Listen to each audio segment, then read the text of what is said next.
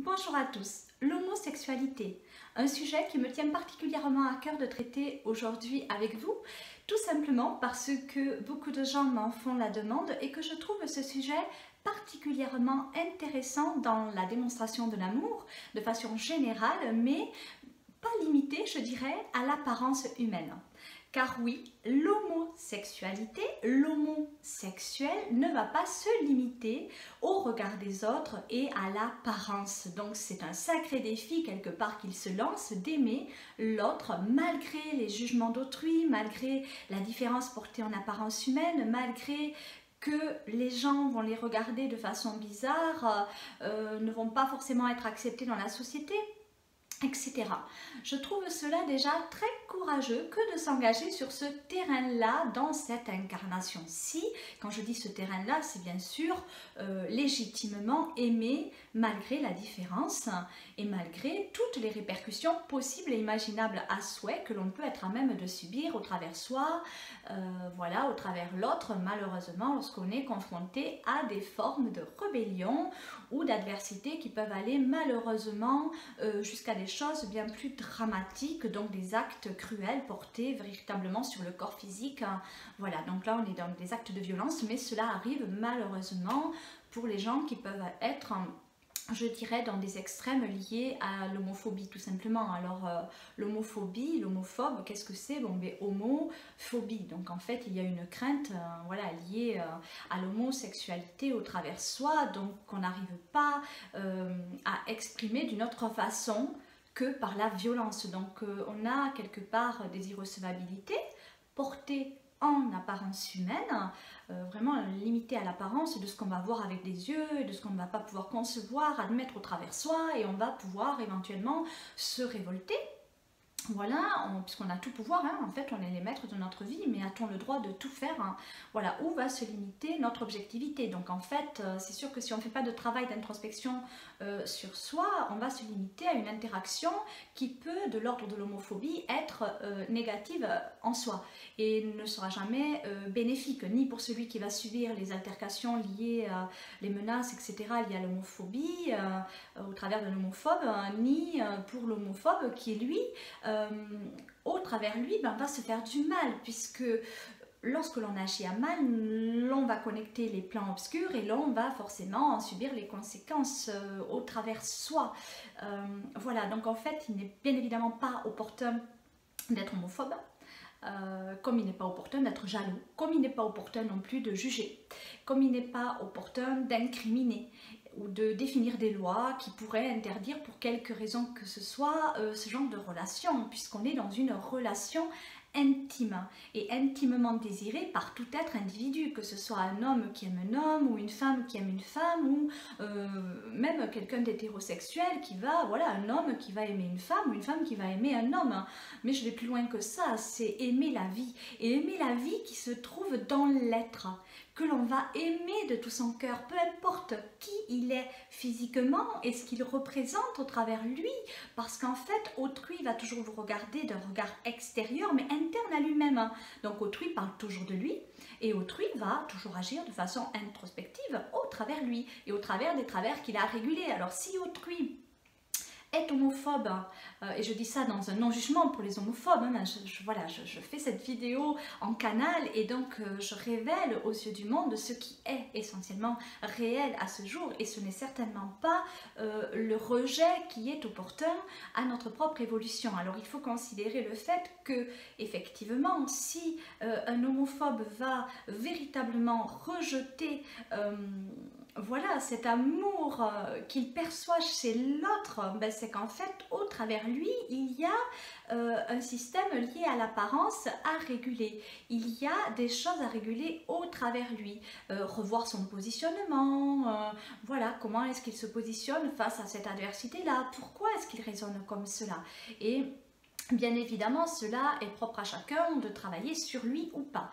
Mais là, c'est pareil, je ne souhaite absolument pas juger ni les homophobes, ni les homosexuels, voilà, ni les hétérosexuels dans l'absolue vérité. Mais l'amour qu'on peut être amené de ressentir pour chaque être individu, pas que humain, mais la vie que l'on peut ressentir au plus profond de soi, c'est l'amour. Et lorsqu'on en arrive à ressentir cette énergie d'amour divine qui est là et qui nous pulse, qui nous propulse et qui nous fait agir de telle ou telle manière, ben c'est toujours à bon escient. Pourquoi ?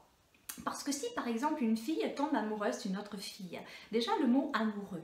Amoureux, c'est juste l'amour qui rend heureux. Donc si elle tombe amoureuse d'une autre fille, c'est qu'elle a perçu une phase quelque part en cette personne et elle s'est sentie attirée vers cette phase-là. Voilà, donc en fait, elles sont en phase lorsqu'il y a une alchimie, lorsqu'il y a un retour énergétique. Voilà, donc en fait, elles se sont connectées et elles se sont unies dans l'amour parce que l'amour les a rendues heureuses à l'instant T. Alors je parle d'un exemple féminin, mais c'est pareil en fait pour tout être qui tombe amoureux l'un de l'autre, tout simplement. Donc à partir du moment où on conceptualise au travers soi que cette personne a ressenti l'amour et qu'elle a été attirée physiquement, émotionnellement par cette autre personne qui lui ressemble sur le plan physique. Bon, mais si c'est une fille qui aime une fille, voilà, une femme avec une femme, c'est juste lié à l'apparence, c'est un corps physique. En fait, ce corps physique n'est pas tout de nous, c'est une partie de nous, c'est ce qui nous représente dans cette incarnation-ci sur cette terre, à l'instant T. Donc en fait, ce corps physique comporte des facettes, des irrégularités, des choses à réguler, et l'homosexualité est liée à l'expérimentation terrestre au même titre que l'hétérosexualité. Je veux dire, il n'y a pas de critères définis de bien ou de mal, ou qu'est-ce qui est bon, qu'est-ce qui est mauvais, qu'est-ce qui est... Voilà, c'est surtout... Qu'est-ce qui est bon pour moi dans cette incarnation? Et si je trouve l'amour, malgré la différence portée en apparence humaine chez cet autre qui me ressemble, ben ouais, la problématique en fait, il n'y en a pas. Elle est juste dans les jugements et dans les critères de sélection, voilà, des hommes qui ont décidé de sélectionner voilà, des clans et des façons de se définir au travers de la société, etc. Donc en fait, il y a le clan des hétéros, le clan des homophobes, le clan des homosexuels... Voilà, le clan des sauvages, en fait, on peut toujours nommer, voilà, mais en fait, nommer avec quelque part une désolidarisation de l'être, hein, comme par exemple quand on rejette l'homosexualité, en fait, on va nommer, on va définir quelque chose, on va le cloîtrer à cette chose-là, on va croire que c'est ça et pas autre chose. Donc un homosexuel, bon, mais pour les gens qui sont homophobes, bon, c'est négatif, c'est pas bien, pourquoi c'est pas bien? En fait, parce que on t'a dit que c'était pas bien. Mais si je te dis que c'est pas grave et qu'il n'y a aucune gravité là-dedans, en fait ça devient quelque chose de magique parce qu'on peut conceptualiser la chose différemment. C'est-à-dire que tout être humain est libre d'être et de se représenter être ce qu'il souhaite être, ce qu'il souhaite se définir, ce qu'il souhaite vivre à ce jour. Et s'il a envie d'être homosexuel à un temps donné, voire pour toute sa destinée, voire pour cette incarnation, voire... Voilà, en fait, il va aller voir et il va aller concevoir. Et croyez-moi, pour côtoyer des couples, voilà, homosexuels, en fait, il n'y a pas grand-chose qui les différencie d'un couple hétérosexuel. Voilà, ce sont deux âmes qui s'unissent et qui expérimentent ensemble à un temps donné. Alors pour ceux, c'est sûr aussi, qui appartiennent à certaines religions ou certains dogmes, puisque pour moi vraiment c'est des endocrinements généraux, puisqu'on va être limité à une certaine forme de croyance au travers d'une religion, un temps donné, puisqu'il y a des gens qui sortent de cela aujourd'hui de plus en plus et qui arrivent à voir la vie au travers eux. En fait, il faut ressentir au travers soi, parce que c'est sûr que si on a une vision limitée, des choses par endocrinement général, que ce soit lié à une religion, lié à une éducation parentale, familiale, lié à la société, au gouvernement, à des lois, en fait on va se limiter et on s'endoctrine. Et quand on s'endoctrine, on va pas aller forcément regarder plus loin que le bout de son nez quelque part. Donc il est très important de définir sa propre réalité au travers de sa matérialité, de la matérialité de façon générale. Pourquoi? Parce que du coup, on ne va pas se focaliser sur le regard d'autrui vis-à-vis de moi. Je vais avoir une vision interne de moi par moi et je vais faire ma propre opinion. Est-ce que fondamentalement, quand je vois un couple d'amoureuses ou d'amoureux, fondamentalement, vraiment, au niveau de mes bases, à moi qui sont censés être solides, est-ce que vraiment je suis aussi déstabilisée que ça? Est-ce que ça me procure vraiment un mal-être de voir deux personnes s'aimer, se prendre par la main? Ou est-ce que c'est juste limité à l'apparence et un endocrinement ou à des idées reçues que j'ai pu recevoir durant ma vie? Est-ce que c'est juste ça? Parce que si c'est juste ça, bon, ben, il suffit d'effacer le disque dur, comme je dis, allez, on fait un reset, on efface tout, et puis je vais me recentrer dans le cœur.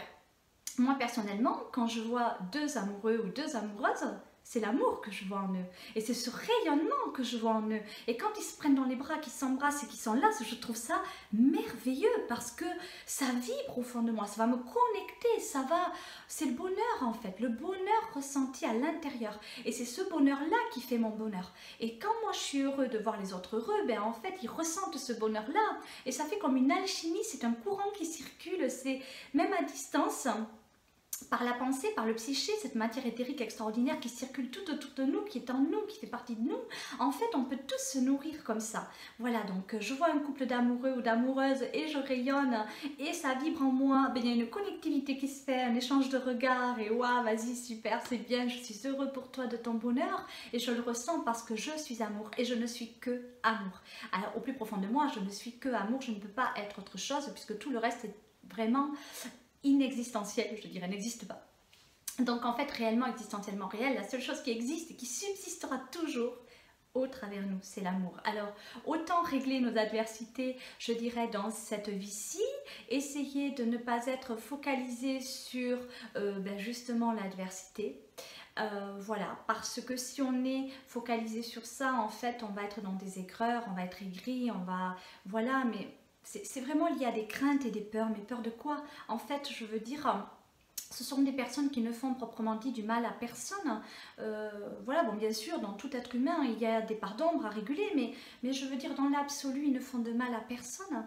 Ils s'aiment et ils ont le droit de s'aimer. Autant que nous avons le droit de nous aimer. Voilà, en tant qu'hétérosexuel, ben, un homosexuel a le droit aussi d'aimer sa moitié. Et en fait...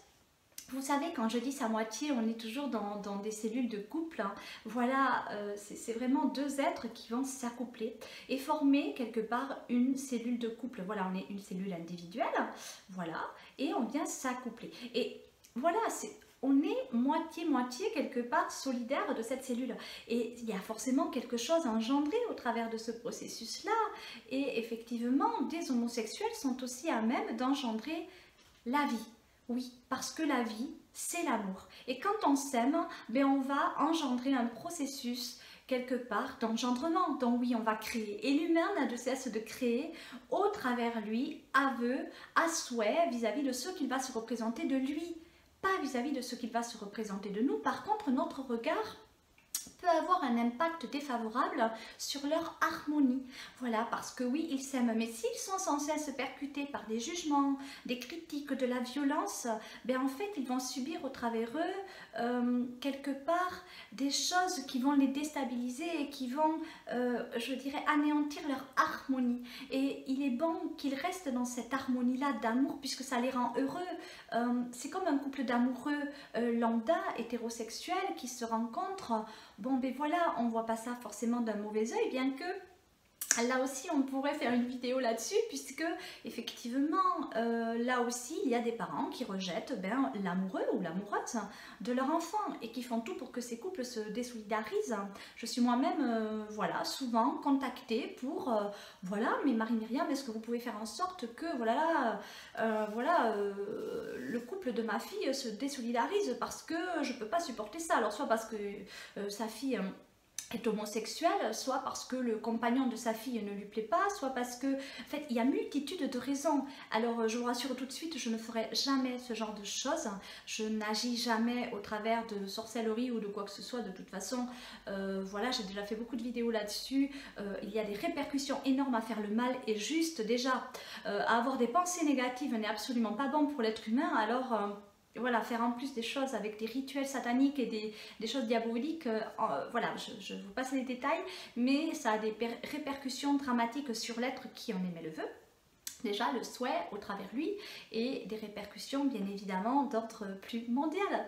Alors voilà, j'espère vous faire vraiment au plus profond du cœur concevoir le fait que l'homosexualité n'est pas une maladie. Ce n'est pas une maladie, un homosexuel n'est pas malade. Il n'interagit pas non plus négativement au travers lui. Un homosexuel est homosexuel. point. Ça peut être une expérimentation passagère, parce qu'on a envie d'expérimenter ça, parce qu'on se sent perdu. C'est toujours au cas par cas, on est en train de réguler, on est en train de traverser une épreuve de vie, de toute façon, des épreuves de vie liées à un vœu d'incarnation, d'épuration, d'expérimentation, dans le but de l'ascension, de la rédemption, etc. Quels que soient les critères qu'on a choisi de vivre, de toute façon, on va devoir les vivre. Alors autant les vivre dans la paix, la quiétude et l'harmonie. Et je me répète, mais croyez-moi, pour côtoyer des homosexuels, il n'y a pas de risque non plus de contamination, je vous assure. Voilà, ce sont des couples qui vivent leur expérience de couple. Alors je vous remercie du plus profond du cœur pour votre aimable attention vis-à-vis de mes dires, vis-à-vis de cette thématique, hein, voilà, liée à l'homosexualité. Je souhaite à tous les homosexuels du monde le meilleur avenir qui soit au travers eux. Soyez heureux, essayez de ne pas vous focaliser sur tout ce qui est de l'ordre de l'apparence, mais ça vous connaissez, petit clin d'œil, parce que voilà, vous aimez au-delà de l'apparence. Alors quelques techniques pour vous protéger du regard d'autrui. Ne les regardez pas, ne les connectez pas quand vous sentez que ces regards sont négatifs. N'y prêtez pas attention. Voilà, prêtez attention à vous, restez unis, restez solidaires dans l'amour, ne vous focalisez pas sur le mal porté en apparence humaine, parce que vous savez, même au niveau des gens qui sont homophobes, ben en fait ils ne le sont pas profondément, c'est juste un jeu de rôle qu'ils ont dans cette vie pour vous faire interagir aussi et travailler entre nous, soit dit, vos petites parts d'ombre aussi.